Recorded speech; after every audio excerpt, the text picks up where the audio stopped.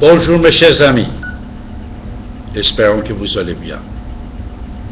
Aujourd'hui, nous allons parler sur un sujet assez intéressant. On va parler sur l'intelligence. L'intelligence, vous savez, n'a aucun rapport avec les études. Vous pouvez être médecin, pharmacien, ingénieur, architecte, chauffeur de taxi, directeur de l'hôtel, marchand de tapis. Vous pouvez être en même temps intelligent. Vous pouvez être tout ça sans être intelligence. L'intelligence, c'est quelque chose dans le cerveau qui est très important et très intéressant pour pouvoir détecter certaines choses que les autres ne peuvent pas le détecter. Pour toute cette raison-là, mes chers amis, aujourd'hui nous allons parler sur l'intelligence et les services secrets. Et surtout un seul service secret. Vous savez, la plupart des services secrets dans le monde, on les appelle intelligents ou intelligent. Intelligent Service, Grande-Bretagne, et le CIA aussi, Centre d'intelligence américain, etc. Mais la plupart des pays, leur service de renseignement, il s'appelle service de renseignement, service contre-espionnage, sécurité territoriale, etc. Moi aujourd'hui, surtout, je vais parler de police secrète, de service de renseignement d'une république islamique. C'est bon, on abandonne. D'un service secret d'un pays musulman. C'est le pays qui a fait la révolution islamique pour la première fois, il y a déjà 35 ans. C'est le pays qui a fondé l'idée d'une union internationale des musulmans. C'est la République islamique d'Iran. Avec l'arrivée de Khomeini au pouvoir, il a lancé l'idée de l'islam politique et d'une révolution internationale, mondiale, et d'un changement énorme dans le monde musulman. Nous avons pu savoir qu'il a réussi son coup. Pourquoi? Puisqu'après, juste au départ, ils ont voulu faire quelques actes révolutionnaires dans certains pays musulmans. C'était échoué, comme au Maroc, à l'époque du roi Hassan, en Irak, à l'époque de Saddam Hussein, etc. Mais après 35 ans, vous constatez aujourd'hui qu'il y a printemps musulman, printemps arabe, c'est David Abbasi. Non, je pense que tout ça c'est organisé par le réseau de la République islamique d'Iran, qu'il y a une partie des anglo-saxons du monde derrière ces gens-là. Alors c'est pour ça, la République islamique d'Iran, une chose qui est très importante, leur service secret, leur police secret, leur service de renseignement, actuellement, il est très fort et depuis déjà 30 ans, et très efficace en faveur de leur république, en faveur de leur pays et de leurs idées terroristes. Pourquoi? Déjà puisque vous savez, le service secret iranien à l'époque du Shah d'Iran avait les informations, les stages, les éducations de CIA, de Mossad et d'une grande partie des pays européens. Ils ont aidé le service de renseignement iranien à l'époque du Shah d'Iran qui s'appelait SAVAK. Les ayatollahs, ils ont hérité la totalité de ce service qui était très fort et très efficace. Ils ont annulé SAVAK, mais ils ont rembouché tout le monde dedans. C'est la première chose. Deuxième chose, après la révolution, ils ont commencé à travailler avec l'Union soviétique, avec Cuba, avec la Chine, avec la Corée, et tous ces pays, la Libye, la Syrie. Après, ils ont envoyé plusieurs de leurs officiers pour apprendre, pour étudier dans tous ces pays-là. Tout ce que David Abbasi dit, nous avons des preuves, nous avons des informations. Alors, pour ça, après 35 ans, aujourd'hui, vous voyez, le service de renseignement iranien est un service très malin, très intelligent, malheureusement. C'est malheureusement, mais n'oubliez pas, si vous voulez vaincre l'ennemi, vous devez le bien connaître. Pour mieux connaître la République islamique d'Iran, il faut connaître leur service de renseignement. C'est pour ça que David Abbasi, aujourd'hui, il a consacré son émission à ce sujet-là. Alors, déjà, moi, dans cette émission, je veux vous parler comment ils font contre leurs opposants. Ce qu'ils vont faire contre les pays d'Occident, Orient, ça c'est autre chose. Aujourd'hui seulement, je vais vous donner un exemple de ce qu'ils font contre leurs opposants, c'est-à-dire les Iraniens comme moi, comme les autres, on est contre la République islamique d'Iran. Qu'est-ce qu'ils font contre nous depuis 30 ans? Ils ont environ 20 méthodes pour écraser et éliminer leur 20 méthodes qui est très important, le 20. Moi, peut-être ce soir, je peux vous dire qu'une dizaine. Soyez intelligents de continuer, d'étudier, de faire des investigations pour trouver. Regardez, le service de renseignement iranien, déjà, il y a un ministère d'information. Ça, c'est quelque chose à part. Après, vous avez 5 organismes d'État de pouvoir en Iran. C'est justice, exécutif et constitutionnel. Après, à côté, vous avez 2 autres. C'est Conseil constitution, on dit Majlis al-Khobrigan, et l'autre c'est Majma et Tashkhis et Maslat et Nizam, l'Assemblée de discernement de la République islamique d'Iran. Il y en a 5 pouvoirs en Iran, ce n'est pas un. Chaque pouvoir, le 6e, c'est le guide spirituel Ali Khamenei. Chaque organe, chaque pouvoir, il a son service de renseignement à part. Après, il y a des services de renseignement dans chaque force, l'air, terre, mer. Si ça fait 6 plus 3, ça fait 9. Et il y a 10e service secret qui est très caché. Et il est actif depuis la révolution islamique à ce jour. Avec l'arrivée de n'importe quel président, ce service, il est en cachette, il reste isolé. Ça, c'est le service, il dit centre d'études stratégiques de la République islamique d'Iran. Cette centre d'études stratégiques qu'il est, le service secret officiel iranien, était géré pendant 15 ans, ces dernières 15 ans, par le nouveau président iranien, M. Hassan Rouhani. Son vrai nom, c'est Manouchehr Freid. Alors, ce service, c'est ça qu'il exécute pour la plupart des choses en dehors et à l'extérieur du pays.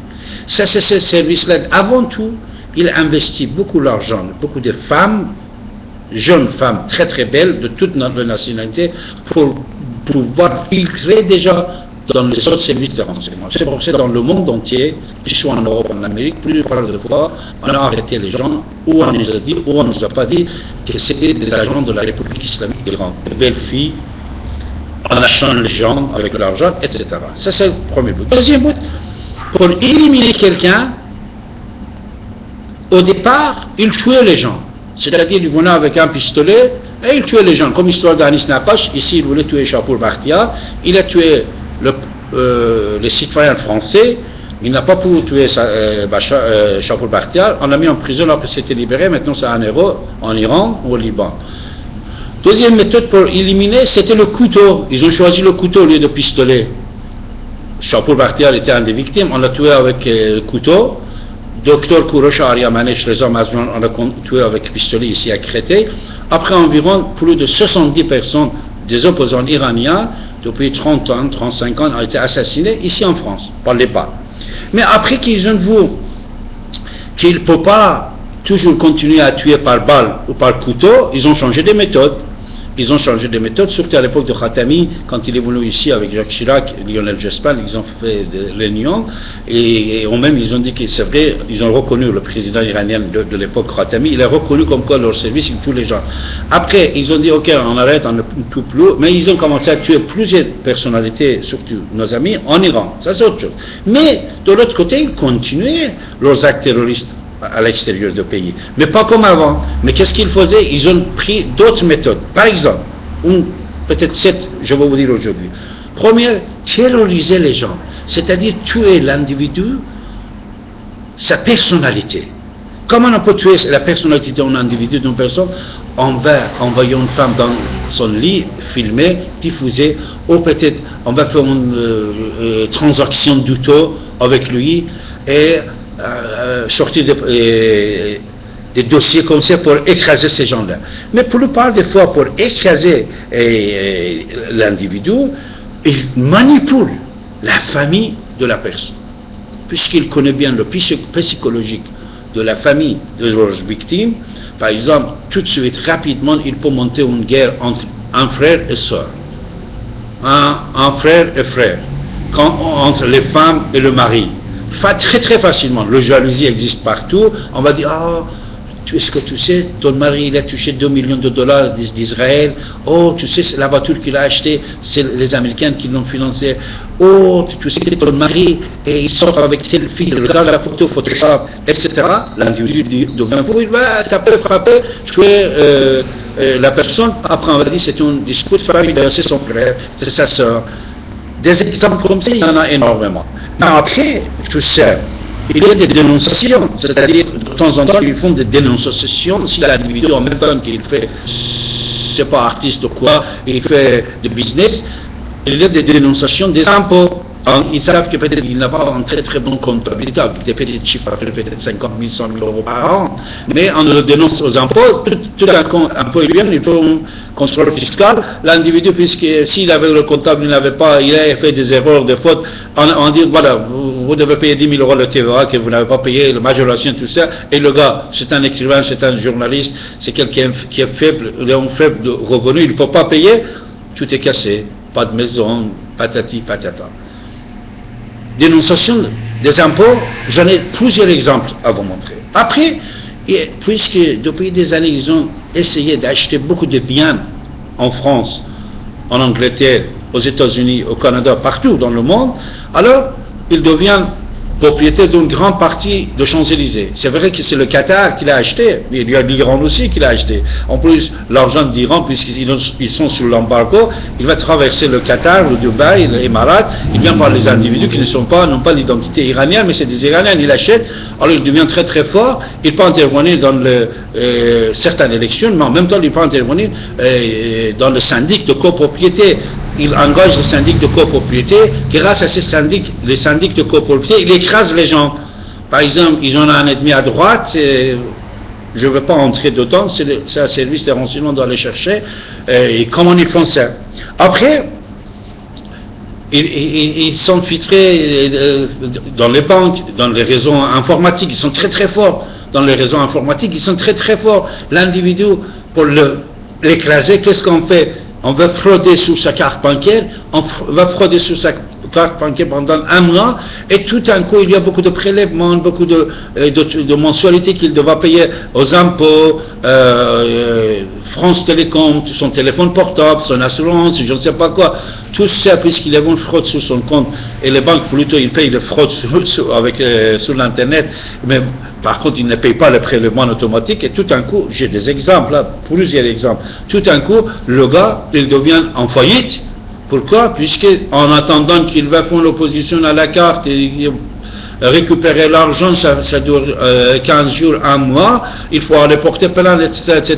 Mais lui, il est foutu, puisque pendant 2 mois, tous les prélèvements, patati patata, tout ça s'était rejeté, son téléphone est coupé, son électricité est coupée, le loyer n'a pas pu donner, même si après il faut récupérer tout ça, il y a énormément de frais à payer, et il n'a plus de compte à la banque, et tout ça, ça peut poser des problèmes. C'est-à-dire, ils se sont filtrés dans les réseaux informatiques, et en même temps qu'ils sont dans les réseaux informatiques, ils ont placé leurs agents partout. Actuellement, en Europe, vous pouvez constater qu'il y a beaucoup des Iraniens ou des pays, des gens qui sont membres de leur parti, par exemple Hezbollah libanais ou d'autres, je ne sais pas quoi, avec d'autres méthodes, même croyances, qui travaillent à la télé, à la radio, à la banque, et tatati tata. En plus, tous ces banques, dans le monde entier, c'est vrai que l'Iran il est sous l'embargo, mais c'est les banques internationales, ils travaillent avec l'Iran, ils sont partenaires avec grandes banques iraniennes. C'est pour ça que pour écraser quelqu'un, c'est très très facile. Pour écraser quelqu'un, on le fait par le voie bancaire. Alors, il y a d'autres méthodes qui ici, quand j'ai noté, ça prendrait beaucoup de temps, mais que je ne peux pas continuer, puisque vous savez, le temps est limité pour pouvoir enregistrer et pour pouvoir faire notre émission. Mais ce service de renseignement iranien, ils sont tellement forts que s'ils n'arrivent pas à tuer quelqu'un par balle, ils le tuent par d'autres moyens.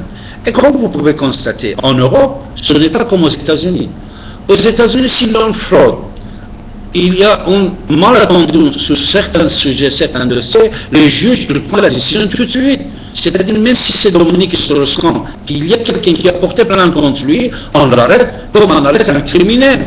On ne dit pas que puisqu'il est patron de Banque internationale, FMI, on va le traiter avec une autre façon. Mais malheureusement, certaines lois en Europe, les personnes qui volent plus de $1 million, ils sont libres, mais quand on va écraser quelqu'un, on a des preuves que tout ça c'était des coups montés, c'était des complots, préparation et création de complots contre l'individu. Alors vous devez aller dans le tribunal, et à la fin on dit ok, une erreur. Le banque il va venir dire c'était une erreur le fraude sur la carte de monsieur ou madame. Tel cabinet syndic de copropriété qui a envoyé des rapports, il a dit c'était une erreur. Aux impôts, de temps en temps, aux impôts, n'oubliez pas, s'il y a un contrôle fiscal, on peut trouver quelque chose. C'est très très rare que même les gens surtout si l'individu n'a pas l'argent, il n'a pas une bonne comptabilité, on va trouver des choses. Mais de toute façon, de temps en temps, à la fin, il a oublié de payer peut-être quelque chose, oui ou non, mais même peut-être ils vont fabriquer de fausses papiers, fabrication de fausses papiers énorme. Profiter et utiliser les noms de personnalités pour voler certaines sociétés en achetant sur eBay, etc. Ça aussi, j'ai énormément de projets et de dossiers, de projets qui étaient exécutés, les dossiers.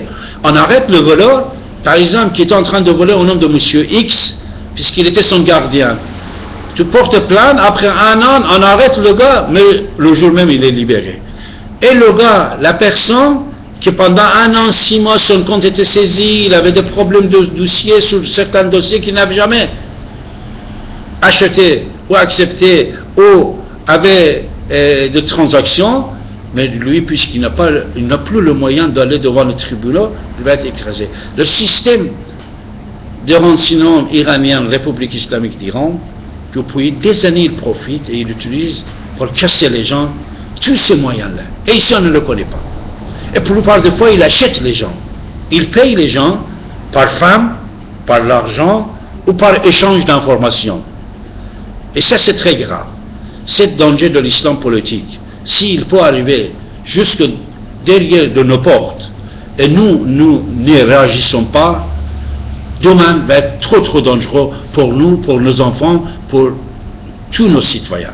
Pour sauvegarder la laïcité, la liberté, égalité, fraternité, il ne faut pas tomber dans le piège des ayatollahs iraniens ou des islamistes de n'importe quel pays. Un islamiste qui pense qu'avec l'islam politique, il doit gouverner ici en France, dans les piscines, dans les hôpitaux, gouverner dans leur pays, interdire patati, imposer le voile, patati patata, ça, on devait être fort et faire pour ne pas l'accepter, de refuser.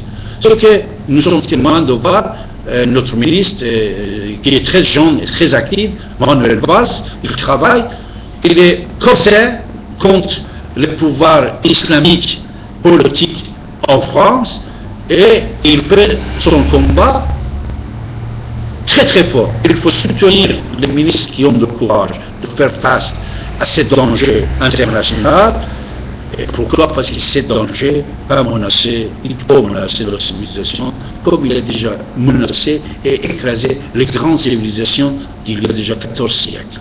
Allez-y voir quand la Perse est tombée avec la violence de l'islam politique, quand les Babyloniens, les Syriens, quand ils sont tombés. Regardez aujourd'hui, qu'est-ce qu'ils font dans les pays musulmans quand ils arrêtent des gens, quand ils massacrent entre eux. Cette violence, c'est dangereux. Alors, moi, ici, je vais féliciter Manuel Valls pour le travail qu'il fait et espérons que tous les politiques travaillent comme lui. Je profite de remercier mon ami Laurent Fabius ici, comme ministre des Affaires étrangères, que lui ici, il est très très ferme envers des islamistes dans le monde. À très bientôt, mes chers amis. Restez avec nous.